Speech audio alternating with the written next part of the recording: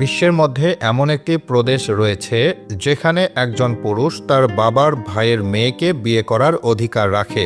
শুধু কি তাই, এখানে এমন এক গ্রাম রয়েছে যেখানে রাতের আঁধারে যে কোনো পুরুষের প্রবেশ সম্পূর্ণ নিষেধ।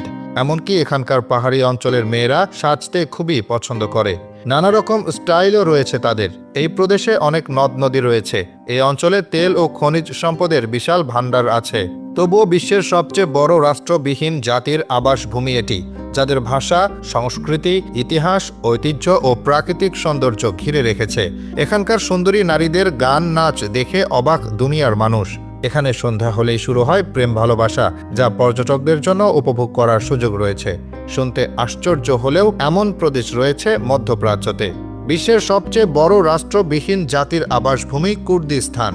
মধ্যপ্রাচ্য, আরব, তুর্কি এবং ফার্সিদের পরেই কুর্দিরা চতুর্থ বৃহত্তম জাতিগোষ্ঠী।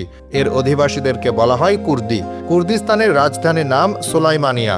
কুর্দিস্তান কোনো স্বাধীন দেশ নয়, বরং এটি ইরান, ইরাক, সিরিয়া এবং তুরস্কের অংশ জুড়ে বিস্তৃত। কুর্দিরা অধিকাংশই সুন্নি মুসলিম, তবে তারা আরব না। তাদের ভাষা কুর্দি ভাষা। কুর্দিদের মোট জনসংখ্যা প্রায় 30 থেকে 40 মিলিয়ন।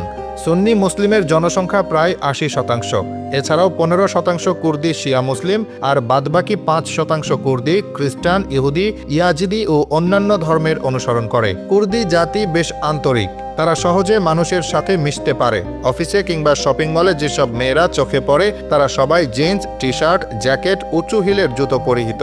এই মেয়েরা সাজতে খুবই পছন্দ করে। খুব কম মেয়েদের চুল কালো, সবাই সোনালি বা বাদামি রং করে থাকে। মেয়েগুলো দেখতে অপরূপ সুন্দর, রূপবতী।